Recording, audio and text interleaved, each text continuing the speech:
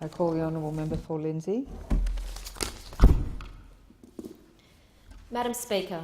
If you could formally say now you second the motion. I now second the motion. Do you wish to speak now? I wish to speak now. Thank you. It is a great pleasure that I second the motion by the member for Reid. I know this is a motion that is also close to your heart, Madam Speaker, as you have contributed much to the people of Western Sydney throughout your entire political career. WestConnex is the largest road transport project in Australia. It will provide a new way of travelling across Sydney, ensuring quicker trips for commuters to the airport and Port Botany from Western Sydney. I would like to connect myself with the statements made by the honourable member for Reid and reiterate his sentiments about the disruptions to his community in Strathfield, Cabarita and Canada Bay. Congestion that makes his community challenging every day, particularly on weekends, getting kids to and from sports and into their schools. I also look forward to the beautification projects of Parramatta Road. Really, Parramatta Road has become an eyesore, and it's about time that we beautified this region and take pride of our inner west. I also reiterate my disappointment of those opposite who will be determined to politicise these issues with narrow-minded small points. Building WestConnex is proof that federal and state governments can work together and deliver better infrastructure to the people of Sydney. The investment of the Abbott government into the WestConnex project is proof we are getting serious about getting on with the job of delivering the roads of the 21st century.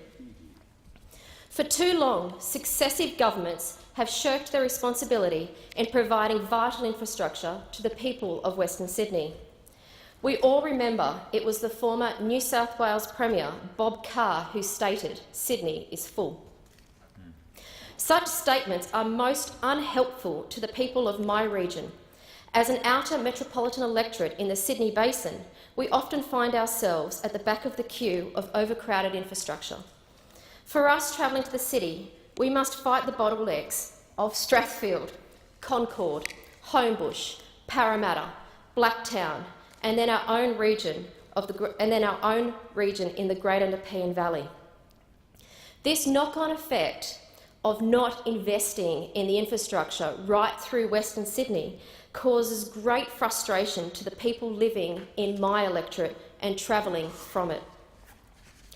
I believe WestConnex is a vital brick in the road decongesting these bottlenecks. Every day, 2/3 of the Lindsay workforce must leave the region for employment opportunities. Our region is one of the fastest growing in Australia, and over the next 20 years it is projected an additional 500,000 people will make Western Sydney their home. In essence, for the people of my region, it is akin to constructing a Canberra to the north and a Canberra to the south of Penrith.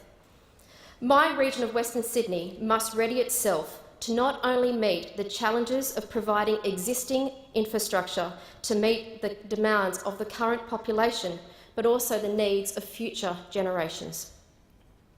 I look forward to working with the Infrastructure Prime Minister in a master planning process essential in providing the vital roads and rail demanded by the people of Western Sydney, but also in providing an infrastructure pipeline crucial in meeting the future needs in connecting our regions. I also honour the legacy of Prime Minister John Howard in his achievement of delivering the M7 under budget and ahead of schedule. As with the M7 has already demonstrated, key roads in Western Sydney is an essential catalyst for future investment and sure to create more local jobs. We only need to look at Norwest, Erskine Business Park, Dunheved Business Park and the opportunities that all of these regions have created. Then you look at what's happening at the Lighthorse Interchange. These are exciting for the people of Western Sydney, and about time we brought jobs to where the people live. WestConnex will allow our local residents to bypass 52 sets of traffic lights and save 40 minutes on their trip to the city. And finally, connect the M5 and M4 corridors. WestConnex will enable the people of Lindsay to spend more time with their families and less time on the road. It will save businesses time and money, allowing deliveries to be received and sent more efficiently. It will give heavy vehicles real choices of how to travel across Sydney without clogging up local roads and needing to stop at countless traffic lights. Currently, we see a massive backlog in freight with links to the airport and port not able to cope with demand.